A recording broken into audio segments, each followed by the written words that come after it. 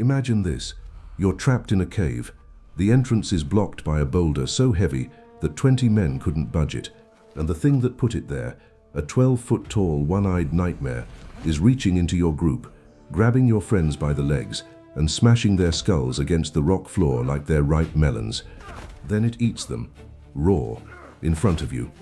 And you can't do a damn thing, because if you kill it in its sleep, that boulder stays shut, and every single one of you dies in the dark. That's not a horror movie.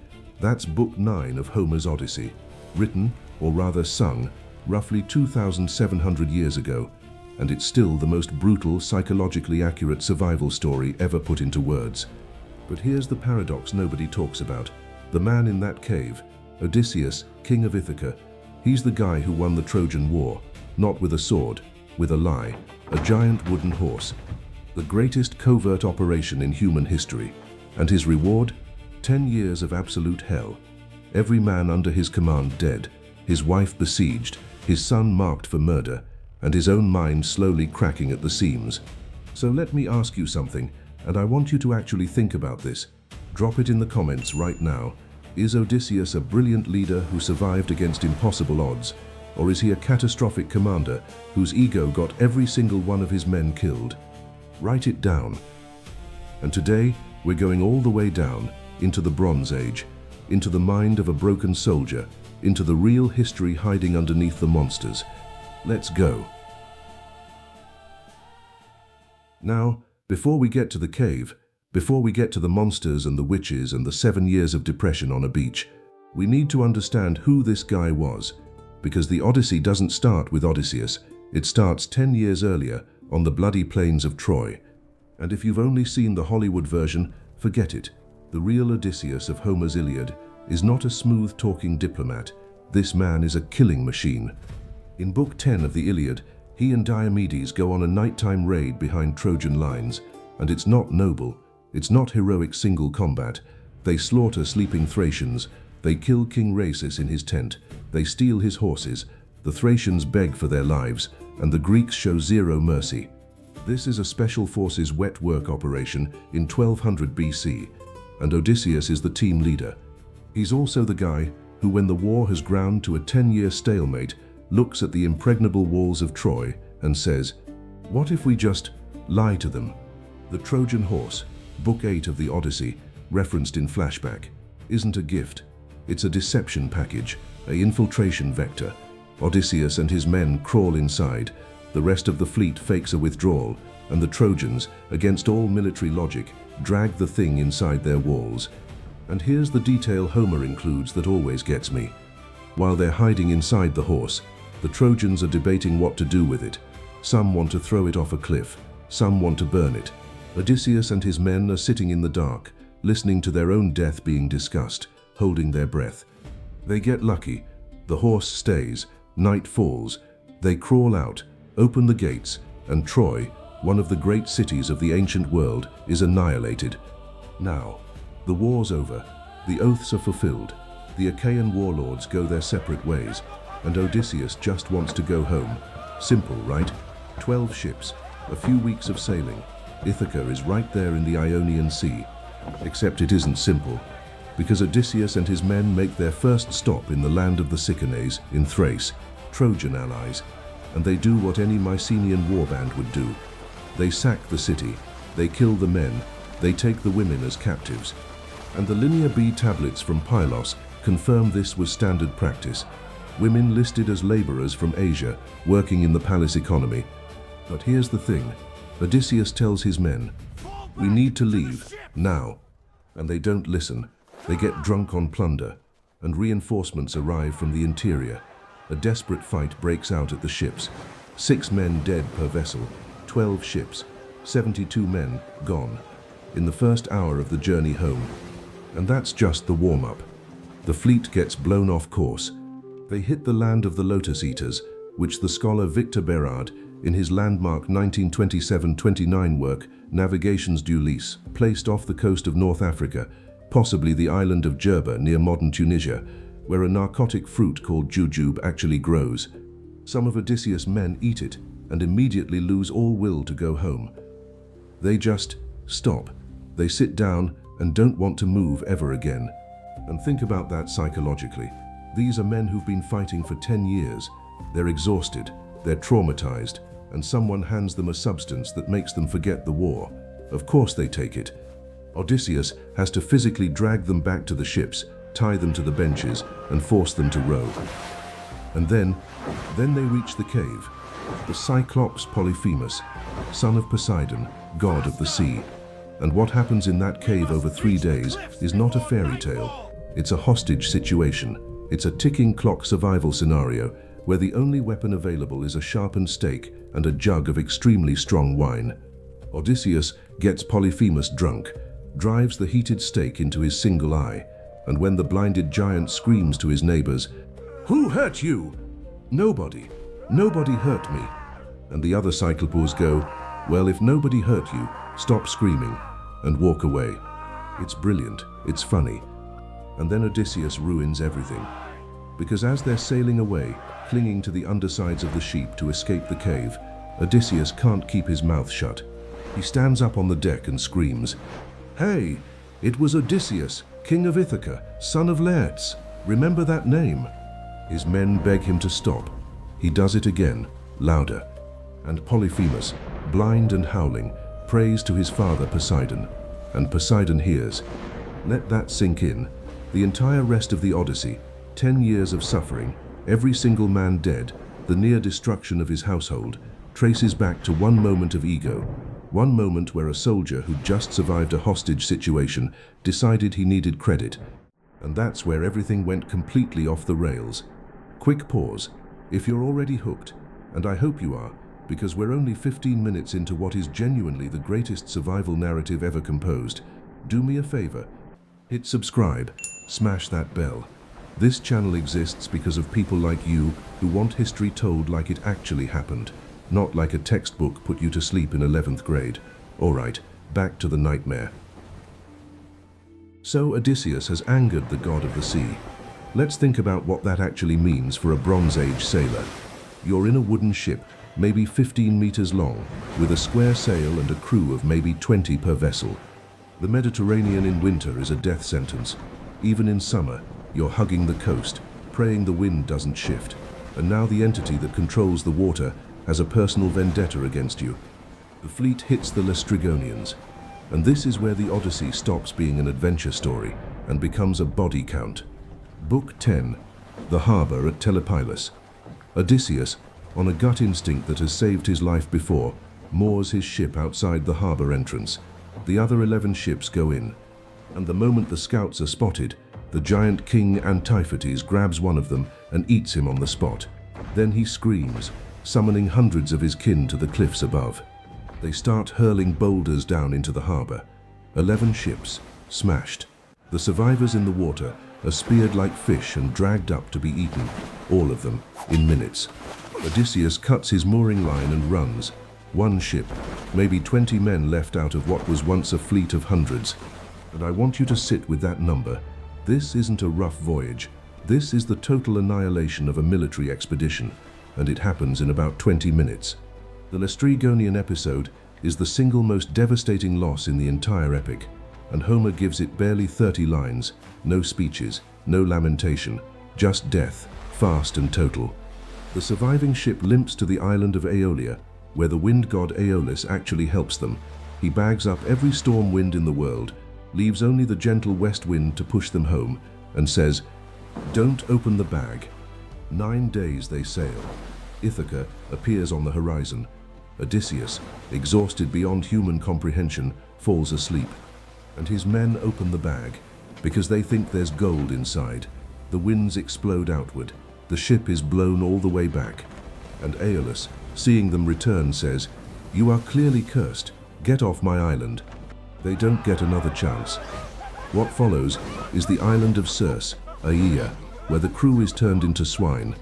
Now, scholars like Moses Finley have argued this section reflects Iron Age encounters with foreign pharmacology, possibly Egyptian or Near Eastern ritual substances, but narratively, it functions as something else entirely.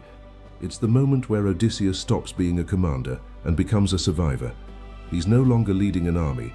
He's one man, trying to keep a handful of terrified, broken sailors alive. He stays with Circe for a year, a full year, and Homer makes it clear. His men are comfortable, they're fed, housed, safe, and Odysseus is going slowly insane with guilt. Because every day he stays, he's not going home. His wife is alone, his son is growing up without a father, his house is being consumed. Finally, his men essentially say, "Sir, please, can we go home now?" And Circe agrees, but she gives him one instruction first, the one that breaks him completely. Go to the Underworld. Book 11 of the Odyssey, the Nekia, the descent into the land of the dead. And I need you to understand something about this passage. This isn't a cool fantasy sequence. This is the oldest, most psychologically honest depiction of what we now call post-traumatic stress disorder in Western literature.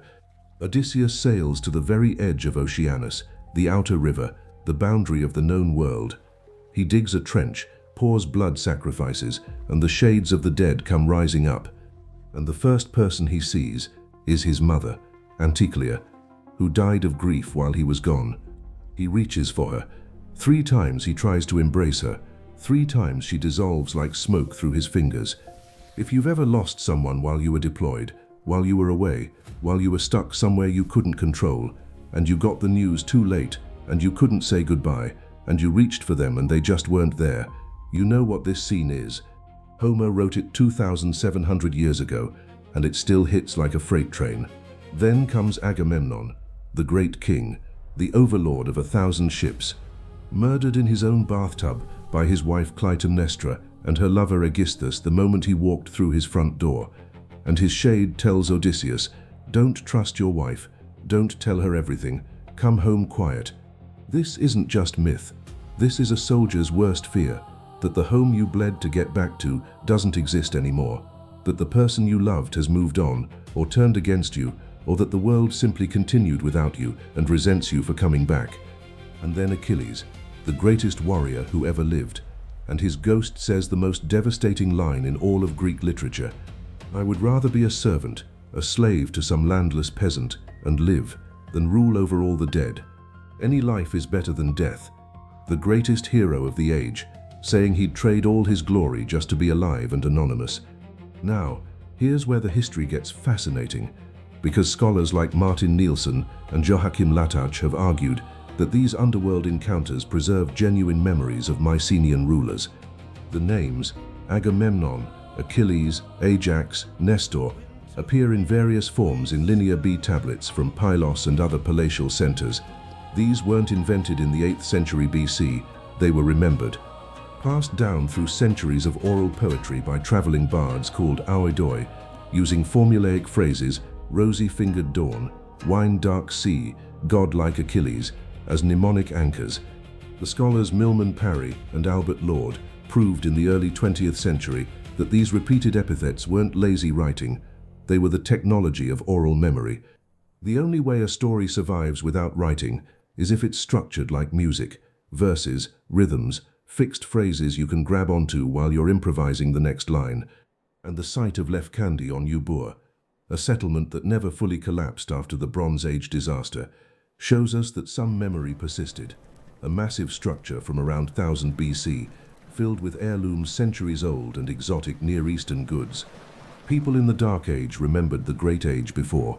They kept the stories alive around fires, in small halls, for audiences of maybe 30 people. That's the world the Odyssey was born in. Not a library, not a university, a dark room, a lyre, a voice. And the audience of traumatized survivors asking, was it worth it? Did anyone come home? Before we hit the final stretch, the return to Ithaca, the bloodbath, the reckoning. If this video has gripped you the way it's gripped me while writing and researching it, take 1 second, subscribe. Leave a comment telling me which chapter so far hit hardest.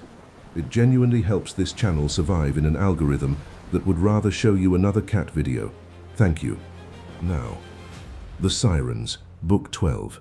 And forget the Disney version. In Homer, the sirens don't sing pretty songs. They sing knowledge, they sing the future, they sing every war, every death, every secret that ever was or will be. And anyone who hears them walks into the water and drowns, smiling. Odysseus has his men plug their ears with beeswax. Then he has them tie him to the mast, because he needs to hear it. He's a king, a general, an intelligence officer. He cannot resist information, even if it kills him. And they get through, barely, because immediately after, they hit the strait, Scylla and Charybdis. And this is where the Odyssey becomes a command decision problem. A cold, mathematical, impossible choice. On one side, Charybdis, a whirlpool that will swallow the entire ship. Everyone dies, total loss. On the other, Scylla, a six-headed monster on a cliff face. She will reach down and eat exactly 6 crew members. Not all, 6, guaranteed. And Circe told him, go towards Scylla, accept the loss, save the rest. So Odysseus does. He steers toward the monster. He doesn't tell his men, because if he tells them, they'll panic, stop rowing, and everyone dies. He sails them into the kill zone in silence, and Scylla snatches 6 men, the 6 strongest, the 6 best, and eats them alive, screaming, while the rest row for their lives. This is the moment that defines Odysseus as a commander. Not the Trojan horse, not the Cyclops. This, the willingness to feed 6 men to a monster so that 20 can live. The willingness to carry that weight forever and not tell them it was coming. Every military leader in history has faced this calculus. Send the platoon to hold the bridge so the battalion can retreat. Accept the casualties. Don't apologize. Keep moving. And then, immediately after, the crew commits the final unforgivable act. On the island of Thrinacia, starving, desperate, they slaughter the sacred cattle of Helios, the sun god. They eat without proper sacrifice, and Helios threatens Zeus. Punish them, or I'll take the sun to the underworld and shine for the dead instead. Zeus destroys the ship with a thunderbolt. Everyone dies, everyone except Odysseus. He washes up alone. No ship, no crew, no weapons, nothing. And he lands on Ogygia, the island of the nymph Calypso, and she keeps him for 7 years. Now, let's be clear about what this is. Calypso isn't cruel.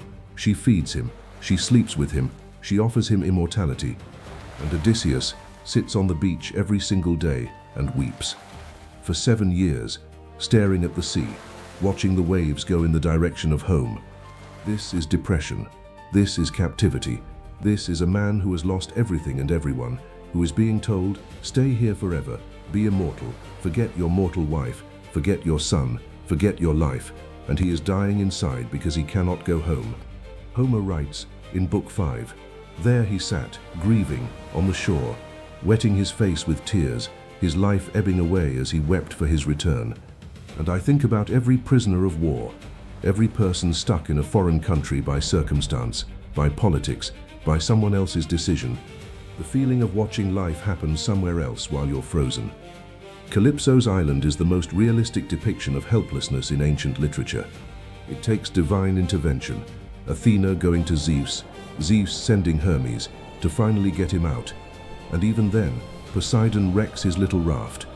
He swims to the island of the Phaeacians, and here finally, he's treated like a human being. King Alcinous and Queen Eryt practice proper xenia, guest friendship. They feed him, they give him a bed, they hold games in his honor. And when the blind bard Demodocus sings songs of Troy, Odysseus breaks. He covers his face, he sobs, and Alcinous notices and asks, gently, who are you? And Odysseus, for the first time in the entire epic, says his name, tells his story. 10 years of war, 10 years of wandering, every friend dead, every mistake catalogued. Meanwhile, and this is the parallel track that makes the Odyssey a masterpiece of structure, back on Ithaca, his house is being devoured. 108 suitors, aristocrats from across the Ionian Islands. They've moved into his palace. They're eating his livestock, drinking his wine, sleeping with his servants, and openly planning to murder his 16-year-old son Telemachus to eliminate the heir. And they call themselves Basileus, kings. In the Linear B tablets, that word meant a local chieftain. By Homer's time, it meant something closer to a warlord. And the suitors represent exactly what the Dark Age looked like after the palatial system collapsed. No central authority, no law, just the strongest man taking whatever he wants. Penelope holds them off for years with the famous weaving trick, weaving a burial shroud by day, unraveling it by night. But it's a stalling tactic. She's running out of time. And this isn't just a domestic drama. This is a political crisis, a hostile takeover. The suitors are a cartel, and they've decided the king is dead, the throne is empty, and the woman is property to be claimed. Odysseus is coming home to a war zone. The Phaeacians deliver Odysseus to Ithaca while he sleeps. He wakes up on a beach, doesn't recognize his own country. Athena has shrouded it in mist, and she appears to him disguised as a shepherd. And even then, even exhausted, even half dead, he lies to her, makes up a fake story, because after 20 years of being hunted, tricked, imprisoned and broken, Odysseus cannot stop being suspicious. Athena laughs at him. She loves this about him. She strips the disguise and reveals the plan. He goes to the swineherd Eumaeus.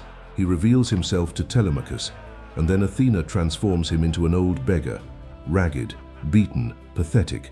And in that disguise, he walks into his own palace. The suitors mock him. Antinous, the ringleader, the worst of them, throws a footstool at his head. They laugh, and Odysseus takes it. He takes all of it, because the plan requires patience, requires the bow. Penelope announces the contest. String the great bow of the Ithacan royal house. Shoot an arrow through 12 aligned axe heads. The suitors try. They can't even bend the string. Then the beggar asks for a turn. They laugh. Let the old man try. He strings the bow in one motion. The string sings like a swallow.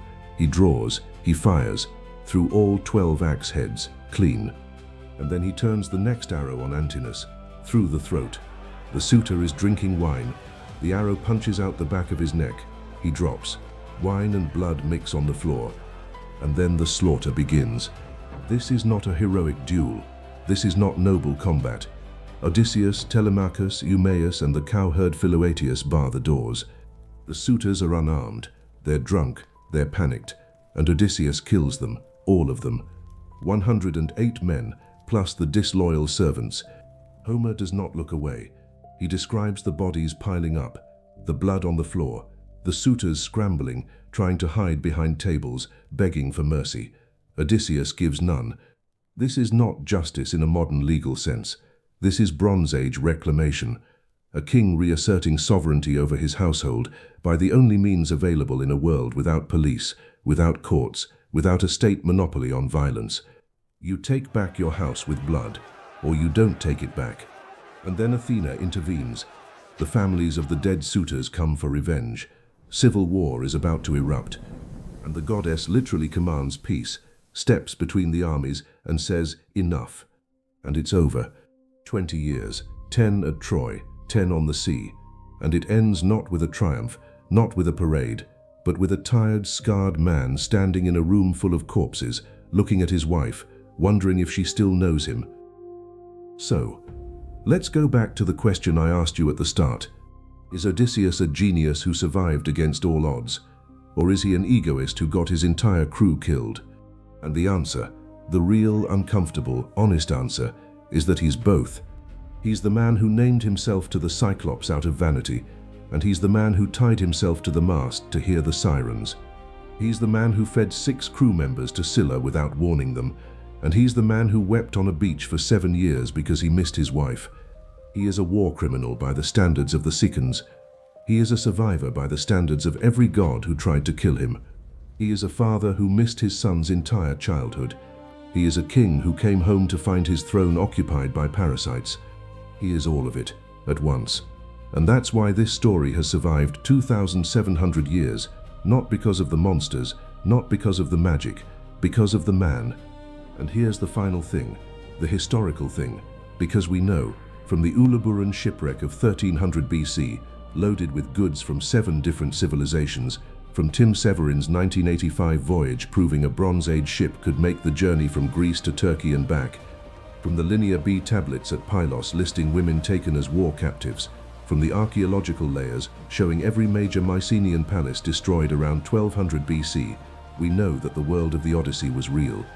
The trade routes were real, the warfare was real, the displacement, the refugees, the population movements after the Bronze Age collapse, the sea peoples hitting Egypt, the Mycenaean warlords scattering to Cyprus, to Crete, to the Levant. All of it is in the archaeological record.